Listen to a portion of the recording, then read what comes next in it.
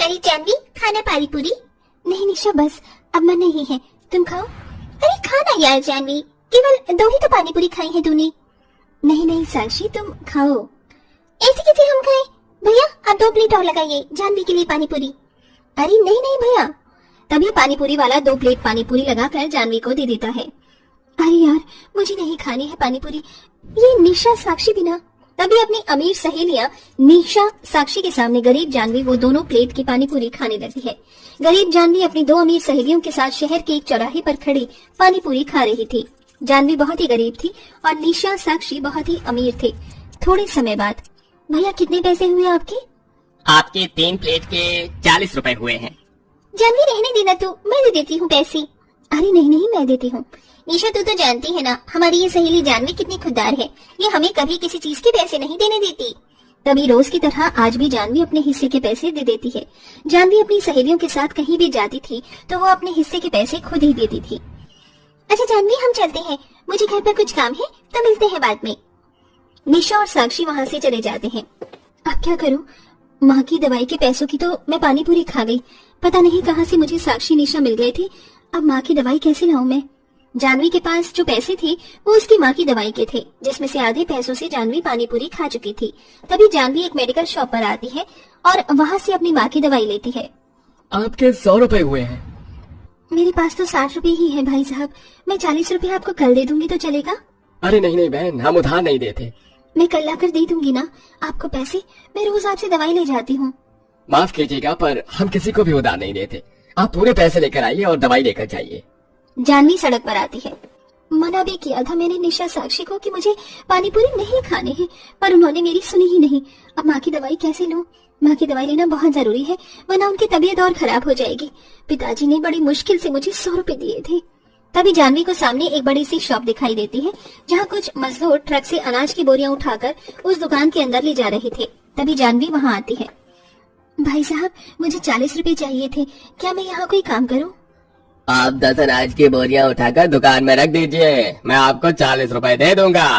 तभी जानवी 30-30 किलो की एक अनाज की बोरी उठाकर दुकान में रखती जाती है। करीब 1 घंटे में जानवी 10 अनाज की बोरियां उस दुकान में रखकर उस मजदूर से 40 रुपए लेकर अपनी माँ की दवाई लेकर उसी शहर में अपने छोटे से घर आती है, जहाँ जानवी के छोटे से घर में उसकी बीमार माँ दामिनी चारपाई पर लेटी थी। दामिनी एक घातक बीमारी से जूझ रही थी। जानवी के इस छोटे से घर में एक चारपाई और मिट्टी का चूल्हा और कुछ ही बर्तन थे। तभी जानवी का पिता हरिया घर आता है।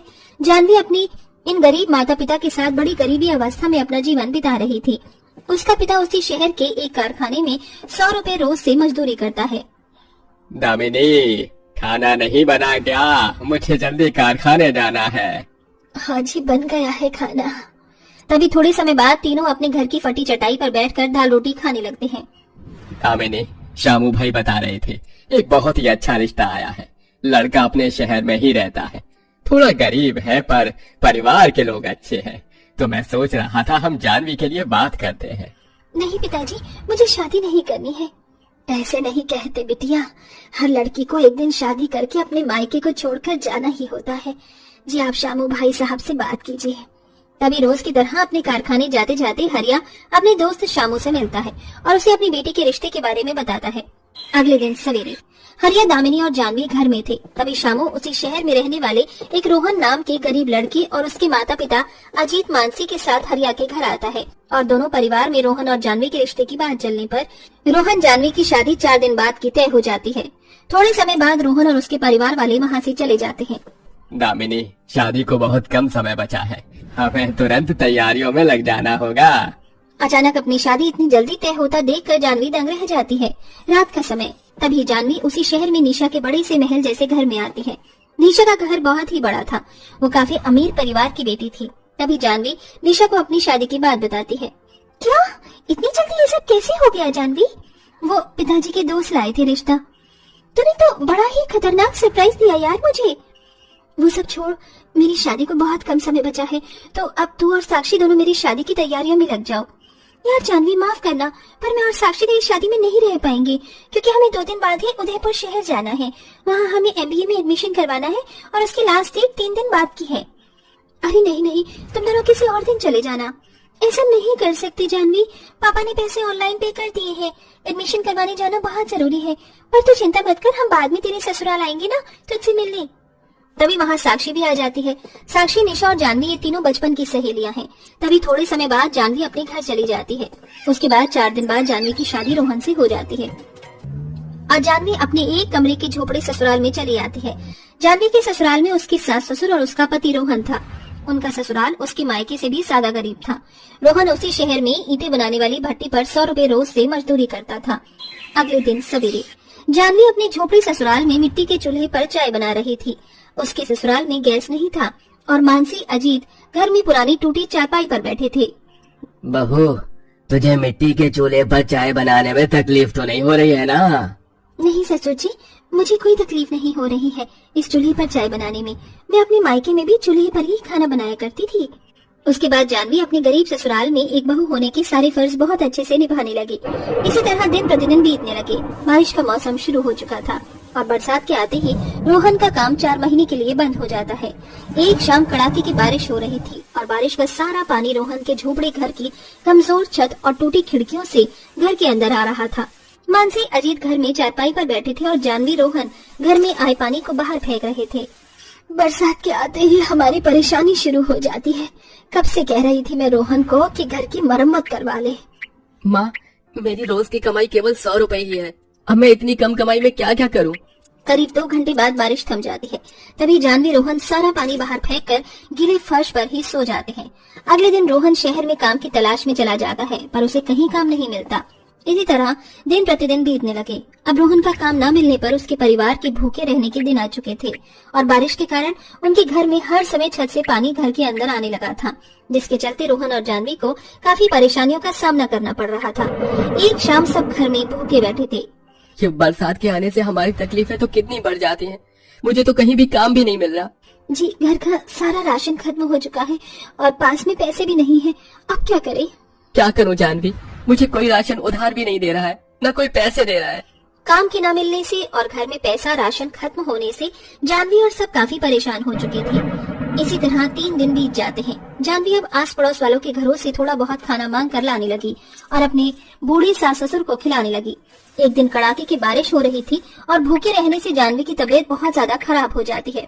उसे बहुत कमजोरी और बुखार आ जाता है। जानवी घर में चारपाई पर लेटी हुई थी और घर के अंदर बारिश का सारा पानी आ रहा था, जिस कारण जानवी और सब घर में पानी में गीले हो रहे थे। ये सब क्या हो रहा है हम गरीबों के साथ? भगवान जी, क्यों हमारे जीवन में ही बर्बादी आ रही है? अब हम बहू को डॉक्टर के पास कैसे लेकर जाएं? हमारे पास तो पैसे ही नहीं है। पैसे ना होने के कारण रोहन और उसके परिवार वाले जानवी को डॉक्टर के पास नहीं ले जा पा रहे थे। तभी उसी बारिश में बाहर साक्षी और निशा अपनी कार से आते हैं। दामिनी आंटी ने तो इसी घर का एड्रेस बताया था हमें कि यही जानवी का ससुराल है। जानवी इसी झोपड़ी में रहती है। तभी दोनों जानवी के झोपड़े ससुराल के अंदर आते हैं तो अंदर का नजारा देखकर दोनों के होश उड़ जाते हैं। घर में चारों ओर पानी ही पानी था और छत से लगातार पानी टपकता जा रहा था और जानवी जिंदा लाश की तरह घर में चारपाई पर लेटी हुई थी। जानवी! तभी दोनों जानवी के पास आते हैं। अरे बाप रे जानवी, तुम्हें तो कितना तेज बुखार है और तुम इतने बुखार में पानी में भीगी पड़ी हो।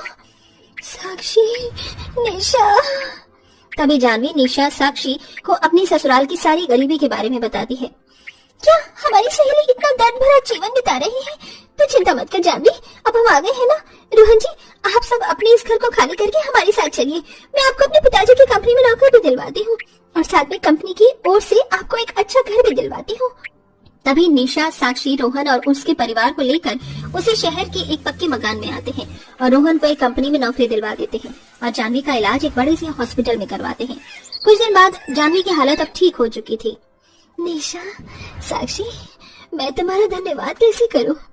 कोई जरूरत नहीं है हमारा धन्यवाद करने की जानवी, ये तो हमारा फर्ज था। अच्छा, अब तुम अपने ससुराल वालों के साथ खुशी खुशी अपना जीवन बिताओ। अपनी सहेली का जीवन संवार कर निशा और साक्षी वहाँ से चले जाते हैं।